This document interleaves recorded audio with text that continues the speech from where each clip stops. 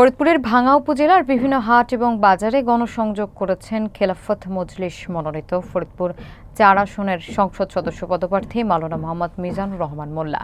শনিবার বিকেল ৪:৩০টার দিকে আলগী ইউনিয়নের হরিরহাট ও বিদ্যানন্দী বাজারে এই গণসংযোগ অনুষ্ঠিত হয়। বিস্তারিত দেখুন ওয়াহিদুজ্জামানের প্রতিবেদনে। গণসংযোগ চলাকালে তিনি স্থানীয় নানা শ্রেণী পেশার মানুষের সঙ্গে কুশল বিনিময় করেন এবং রিকশা প্রতীকে ভোট প্রার্থনা করেন।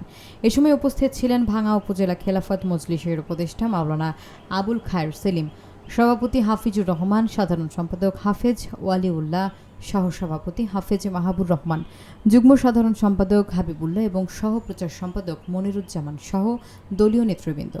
সাংবাদিকদের এক প্রশ্নের জবাবে মাওলানা মিজানুর রহমান মোল্লা বলেন, ভাঙ্গার জনগণের অভূতপূর্ব সাড়া আমাকে অভিভূত করেছে।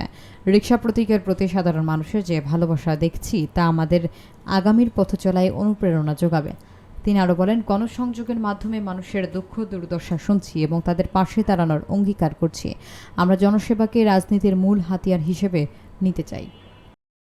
এই হাটে আমরা বিভিন্ন দোকানদার এবং গণমানুষের সাথে মত বিনিময় করলাম।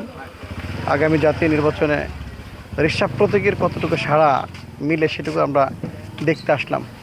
আলহামদুলিল্লাহ আমরা খুশি যে প্রত্যেকটা দোকানদার এবং ভাই ও বোনেরা অনেকের সাথেই সাক্ষাৎ হয়েছে। সকলেই স্বয়স্ফূর্ত আমাদের সাদর গ্রহণ করে নিয়েছে এবং তাদের ভিতরে যে আক্ষেপ, আগামী দিনে তারা নতুন মুখ, ইসলামী মুখ দেখতে চায়।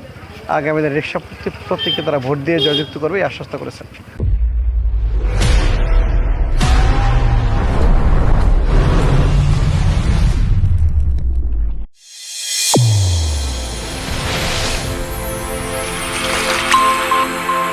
চ্যানেল A1 হৃদয়ের স্পন্দন।